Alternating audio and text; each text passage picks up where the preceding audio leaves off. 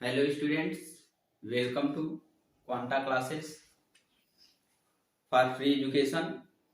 Hello student, हमारी आशा है कि आप सभी लोग अच्छे होंगे। मैंने कल केमिस्ट्री के कुछ ऑब्जेक्टिव क्वेश्चन क्वांटा क्लासेस के प्लेटफॉर्म पर डाले हुए थे, आप सभी लोगों देख लिए होंगे। अब हम लेक्चर सेकेंड में भी कुछ इंपॉर्टेंट क्वेश्चन राइट कर रहे हैं आप लोगों के सामने। यहाँ पे ऑब्जेक्टिव क्वेश्चन खत्म होने के साथ ही हम शॉर्ट टाइप क्वेश्चन पे पहुंचेंगे। आपको बता दें, यह क्वेश्चन बहुत ही इंपॉर्टेंट क्वेश्चन, पूरे एक्सपीरियंस के साथ इसको हमने बनाया है और आपके सामने प्रस्तुत कर रहे हैं।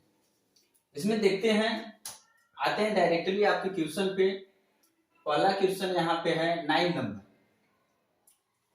ए बी तथा सी, ए बी तथा सी कोई धातु या धातु होगा। ए बी तथा सी के मानक अपचयन इलेक्ट्रोड विभव क्रमशः 0.68, -2.50 तथा -0.50 वोल्ट है। इनकी अपचायक क्षमता का क्रम।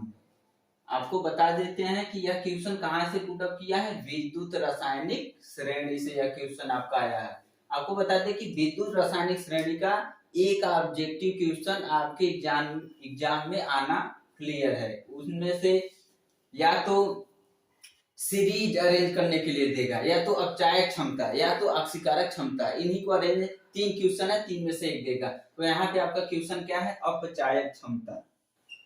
अब बात आती है अपचायक क्षमता क्या होता है।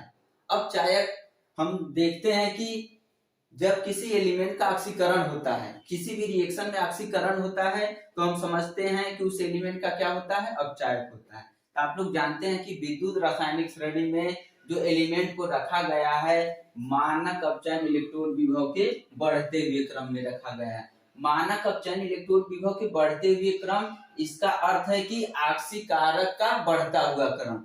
हम टॉप टू बॉटम विद्युत रासायनिक श्रेणी में टॉप टू बॉटम जाते हैं तो ऑक्सीकारक प्रॉपर्टीज बढ़ती है और अपचायक घटती है। तो हमको अपचायक क्षमता का क्रम लिखना है। तो इसमें हम जो टॉप में होता है विद्युत रासायनिक श्रेणी में, वह ऋणात्मक में लिखा जाता है। तो इसमें चेक करेंगे, जिसकी ऋणात्मक वैल्यू सबसे ज्यादा होगी उसकी अपचायक क्षमता सबसे अधिक होगी। तो चेक करते हैं, यह आपका ए है, यह आपका बी है, यह आपका सी है। तो सबसे ज्यादा ऋणात्मक वैल्यू किसकी है, बी की। तो इसकी अपचायक क्षमता क्या होगी, सबसे ज्यादा होगी। किस ऑप्शन में, यहाँ पे देखो, यह ऑप्शन आपका कैंसिल आउट हो गया, यह ऑप्शन कैंसिल आउट हो गया, बचा 2 ऑप्शन। दोनों ऑप्शन में बी की अपचायक क्षमता सबसे ज्यादा है। उसके बाद उससे लेस ऋणात्मक वाला ऑप्शन कौन है, आपका सी है। तो बी के बाद वाला सी ऑप्शन उसमें नहीं है, फर्स्ट वाले में है। तो यह आपका क्या हो जाएगा, राइट आंसर। 60 में देखेंगे, अपचायक क्षमता का क्रम वैल्यू दिया रहेगा, जिसमें ऋणात्मक वैल्यू सबसे ज्यादा होगी उसकी अपचायक क्षमता सबसे अधिक होगी, इसलिए राइट आंसर। नेक्स्ट क्वेश्चन की ओर बढ़ते हैं स्टूडेंट। देखते हैं, यह क्वेश्चन आपका पुट अप किया है रासायनिक बलगतिकी से, केमिकल काइनेटिक। इसमें क्वेश्चन क्या पुट अप किया है, प्रथम कोटि अपक्रिया के वेग नियतांक का मात्रक। प्रथम कोटि अपक्रिया के वेग नियतांक का मात्रक इसमें कैलकुलेट करना है। तो इसका तो एग्जाम में बहुत ही क्वेश्चन आते हैं इस टाइप के, 1 या 2 क्वेश्चन आपके हर एक बोर्ड एग्जाम में पूछ देते हैं।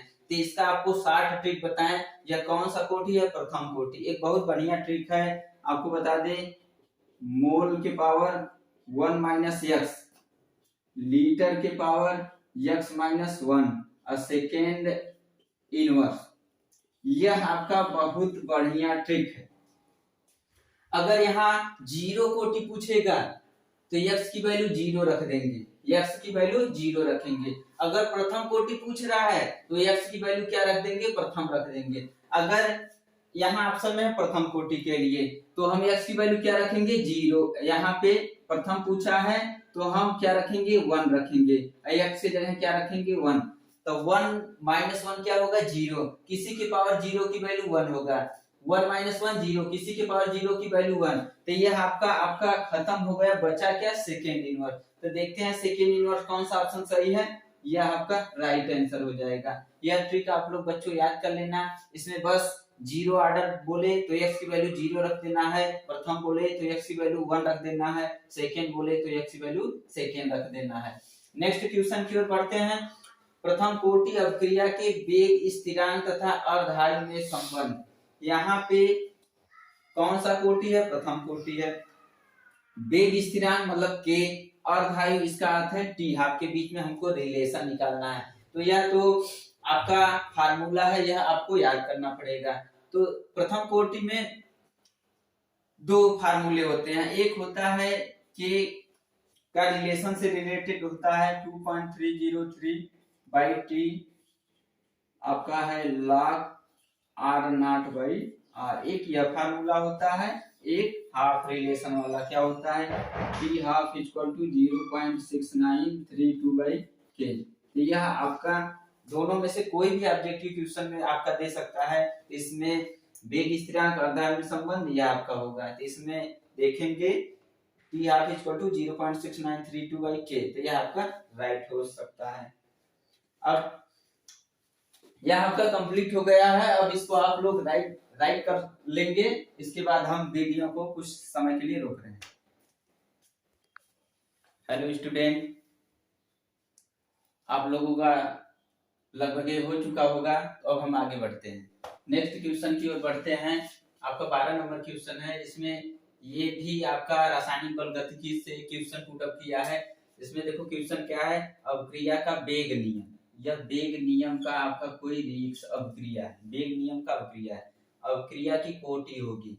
यह बहुत ही आसान क्वेश्चन है और बहुत ही इंपॉर्टेंट क्वेश्चन है।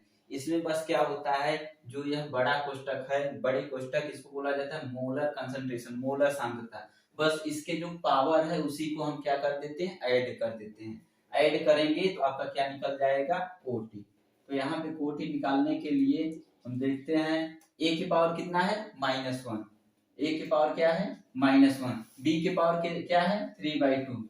यह बहुत ही आसान क्या है, भिन्न का जोड़ है। इसको नहीं कर पाओगे तो समझो नहीं कर पाओगे। अब इसको देखते हैं हम, 2 का मल्टीप्लाई 1 में करोगे -2 होगा, और 1 का मल्टीप्लाई 3 में करोगे 3 होगा, बाई 2। 3 में से 2 गया, 1/2। अब इस अवक्रिया की कोटि क्या हो जाएगी, 1/2। ऑप्शन में चेक करेंगे कहाँ 1/2 है, फोर्थ नंबर 1/2 है, इसलिए यह राइट आंसर हो जाएगा। इस टाइप का क्वेश्चन हमेशा एग्जाम में आते रहते हैं। बस आपको सिंपली तरीके से जो बड़ा कोष्टक होता है उसके जो पावर रहता है उसको आपको जोड़ देना है। नेक्स्ट क्वेश्चन की ओर बढ़ते हैं। शून्य कोटि की अवक्रिया का उदाहरण। कोई भी अवक्रिया हो, हम कोटि तभी निकाल पाएंगे जब यह आपका वेग नियम दिया रहता है। लेकिन एक आध दो हम अवक्रिया याद कर लेते हैं जो एक्सपेरिमेंटली करके दे दिया जाता है कि यह शून्य कोटि अवक्रिया का है। तो यहाँ ऑप्शन देखते हैं, H2Cl2 gives out to HCl, FeCl3 plus SnCl2 gives out FeCl2 SnCl4। कई रिएक्शन दिए हुए हैं, तो आप लोग यह याद करने वाला क्वेश्चन है। इसमें हम कोई ट्रिक कुछ भी नहीं लगा सकते हैं। H2Cl2 यह आपका शून्य कोटि की अवक्रिया है। यह अवक्रिया आप याद कर लेंगे। पूरे चैप्टर में अगर शून्य कोटि का अवक्रिया का क्वेश्चन पूछेगा तो यही पूछेगा। यही आपका क्या है, शून्य कोटि का अवक्रिया है। अब हम वीडियो यहाँ पे कुछ समय के लिए रोक रहे हैं, फिर आगे में कंटिन्यू करेंगे। हेलो स्टूडेंट, आई होप आप सभी राइट कर चुके होंगे। अब हम वीडियो में आगे क्वेश्चन की ओर बढ़ते हैं। यहाँ पे देखते हैं नेक्स्ट क्वेश्चन 14 नंबर आपका है, AS2S3 कोई कोलाइडी विलेन है। कौन सा विलेन है, कोलाइडी विलेन है। कोलाइडी विलेन के स्कंदन के सबसे प्रबल विद्युत अपघट्य हैं। इसमें क्या करा रहा है, स्कंदन कह रहा है। कोलाइडी विलेन का क्या हो रहा है, स्कंदन। कौन सा विद्युत अपघट्य इस कोलाइडी विलेन को सबसे पहले स्कंदित करेगा?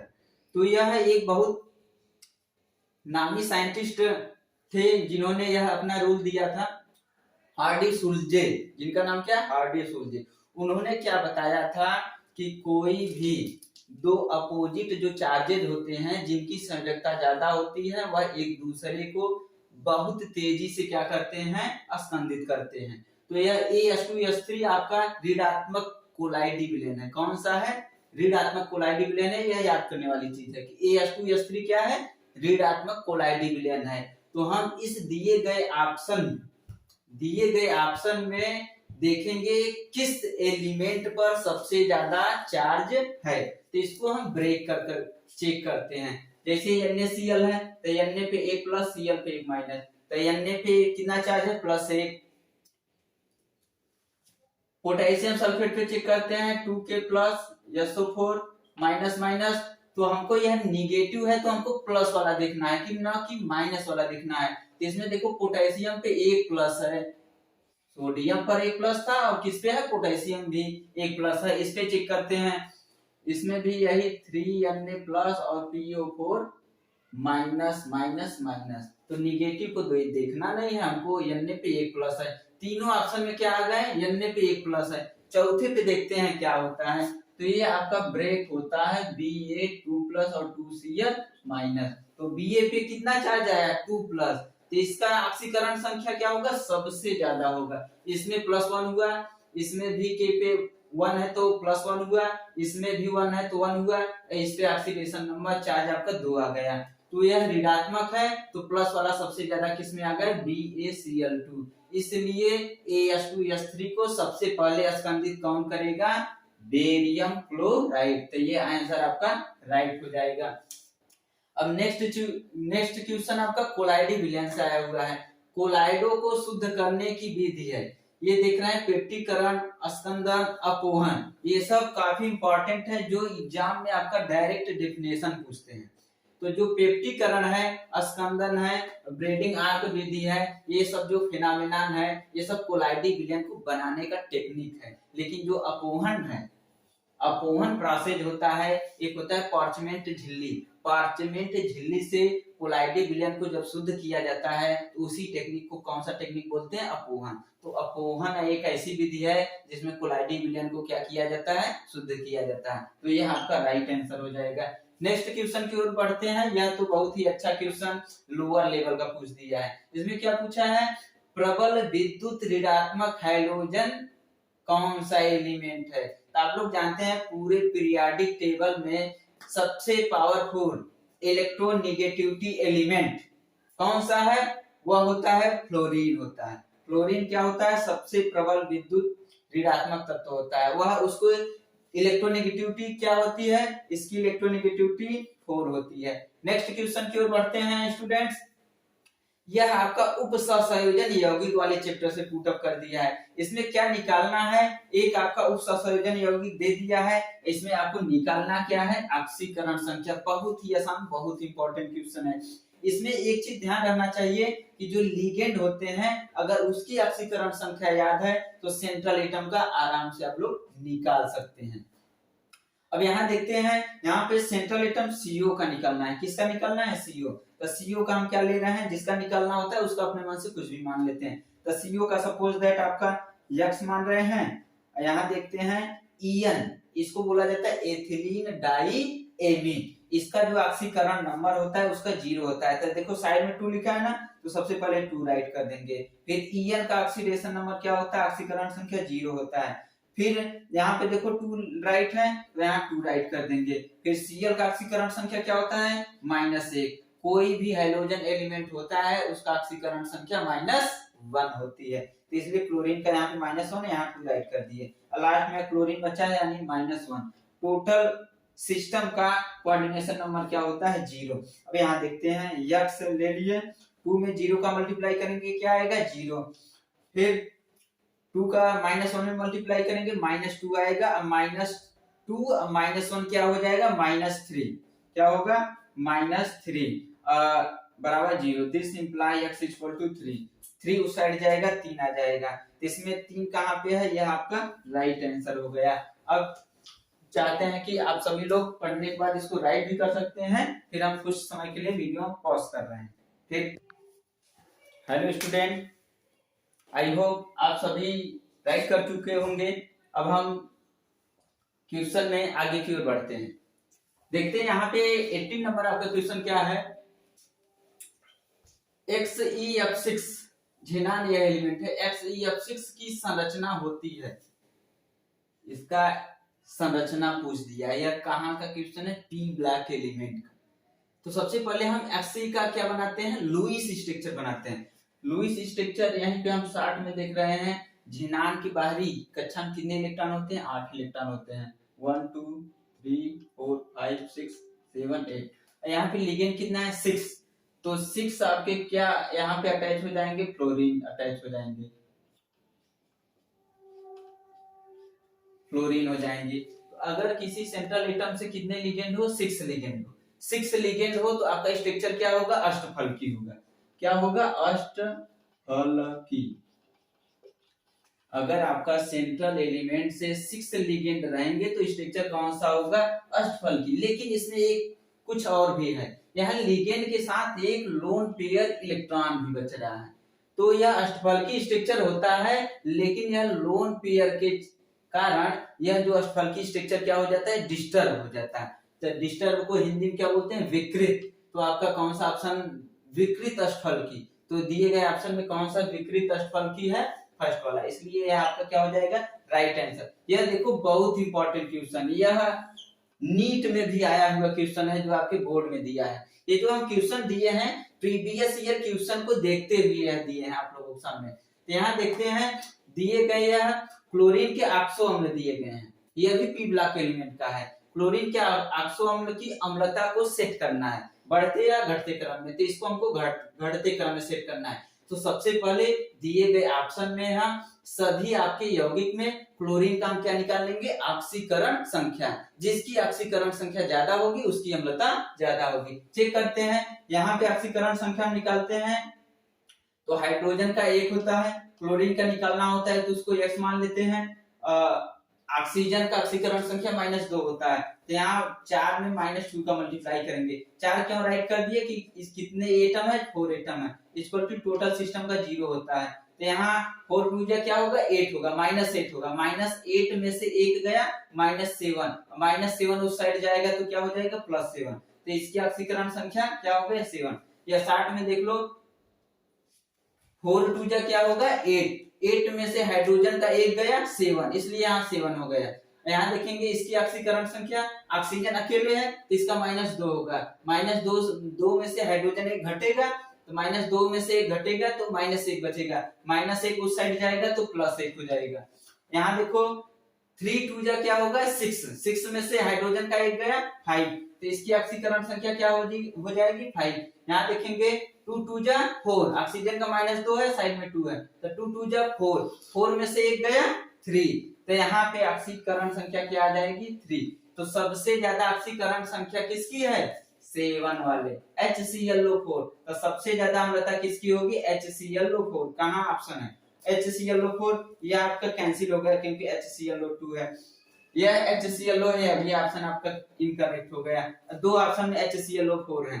उसके बाद देखें 7 के बाद छोटी संख्या कौन है, 5, HClO3। HClO3 किस ऑप्शन में है, इसमें है कि इसमें सेकेंड वाले में है। तो यह उसके बाद 5 के बाद 3 के बाद 1, यहाँ देखेंगे 3 फिर 2 HCl, इसलिए यह आपका क्या होगा, राइट आंसर हो जाएगा। क्योंकि इसका ऑक्सीकरण संख्या 7, इसका ऑक्सीकरण संख्या 5, इसका ऑक्सीकरण संख्या 3, इसका 1। तो ये आपका क्लियर हो गया होगा। नेक्स्ट क्वेश्चन की ओर बढ़ते हैं। 20 यह भी उप संयोजन यौगिक से क्वेश्चन पुट अप किया है। इसमें समन्वय संख्या पूछा है। क्या पूछा है, कोऑर्डिनेशन नंबर या समन्वय संख्या। समन्वय संख्या क्या होती है, समन्वय संख्या कोई भी उप संयोजन यौगिक में जो बड़ा कोष्ठक होता है, सेंट्रल एलिमेंट से जितने लिगेंड, कोऑर्डिनेशन स्फीयर बड़े कोष्ठक में सेंट्रल एलिमेंट से जितने लिगेंड डायरेक्टली अटैच होते हैं, जितने लिगेंड डायरेक्टली जुड़े होते हैं, वही उस सिस्टम का क्या होता है, मेन एटम का क्या होता है, समन्वय संख्या। तो इसमें यह सेंट्रल एलिमेंट है। NH3 की संख्या कितना है, 5, क्लोरीन की संख्या कितना है, 1, तो 5 में 1 जोड़ देंगे कितना हो जाएगा, 6। कितना आसान क्वेश्चन है। तो 6 देखते हैं क्या है, यहाँ पे 6 है, तो यह आपका राइट आंसर होगा। इस तरह से आपका 20 क्वेश्चन हमने क्लियर करा दिए हैं। कुछ क्वेश्चन हम और आपका ऑब्जेक्टिव देंगे, वह ऑब्जेक्टिव आप पढ़ लेंगे तो आपका 5 क्वेश्चन तो पक्का हमेशा ही आता है, लेकिन इस बार कोरोना काल में आपके ऑब्जेक्टिव क्वेश्चन बढ़ भी सकते हैं। तो लगभग कुछ क्वेश्चन और हम देंगे, उसी में से आपका बोर्ड में आने की संभावना बहुत ही ज्यादा है। बस इसी के साथ आप लोगों के साथ अलविदा लेते हैं। All is well.